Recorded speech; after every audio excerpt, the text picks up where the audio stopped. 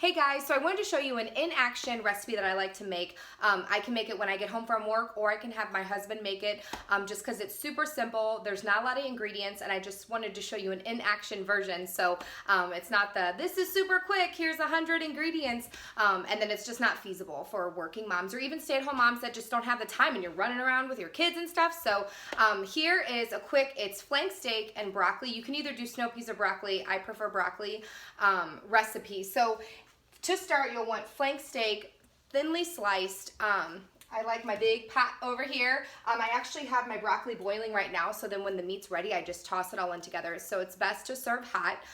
In terms of the little ingredients for the broccoli and just the mix that goes with it, I like to do brown sugar, olive oil. I'd like to do baking powder just because it gives it a little texture.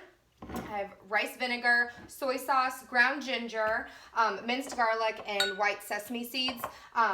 So you can do like fresh ginger, fresh garlic, whatever. This is for when I get home from work and I'm gonna toss it in the skillet. So to start off, while this is all cooking, I'm gonna start to heat up this olive oil in the skillet. And I mean, usually I just spread a lot. You're gonna actually, I'm doing 2 full flank steaks, and so it'll take a little bit to heat up. So I like to use a little bit extra olive oil, and I'll turn it on medium heat. So while that heats up, I'll take soy sauce. I'll do half a cup, and it kind of just depends on what you prefer. I mean, honestly, I usually do Walmart, Target. If I'm at a cool supermarket, I'll do that as well. But I'll do about half a cup. So this is kind of just measuring on your own, just because it's really the sauce that goes with it. So I'll do soy sauce. I'll do the rice vinegar.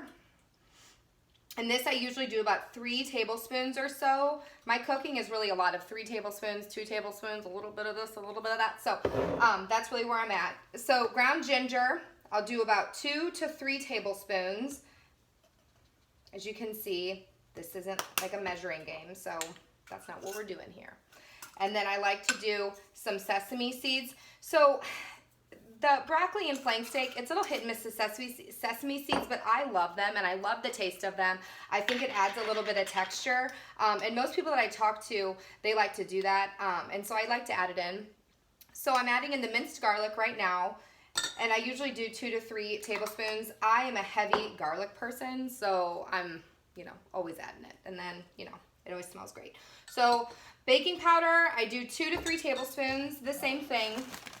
And then for the brown sugar, I do 3 tablespoons because I think it's really nice to have a nice little sweet addition when you're doing this kind of salty food, because soy sauce, as you know, is pretty salty. So the baking soda kind of breaks it up, and it's just a nice little addition to it, and then also just like for the texture. So once you get that done, I like to use this whisk. So this whisk is like a flat whisk that I swear by. This is actually the Pioneer Woman.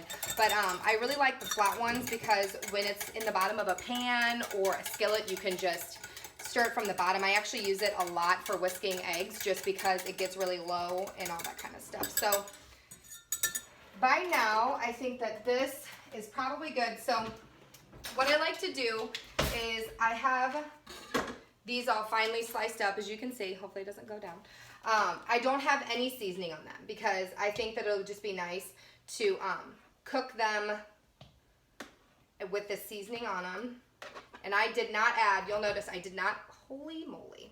You'll notice I did not add any salt and pepper to my seasoning because one, I think that the soy sauce has enough sodium, and then like the ginger and the brown sugar and all that kind of stuff, I don't think it necessarily needs spice.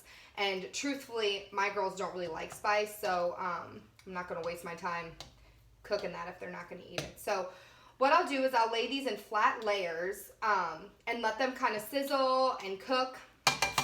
Once they get a little bit brown, I will start to stir in half of that mix that we just made. So here's the broccoli. It's starting to get a little tender. I do like the broccoli to have a little bit of crunch because the meat will be, pretty chewy and stuff just from being flank steak with this.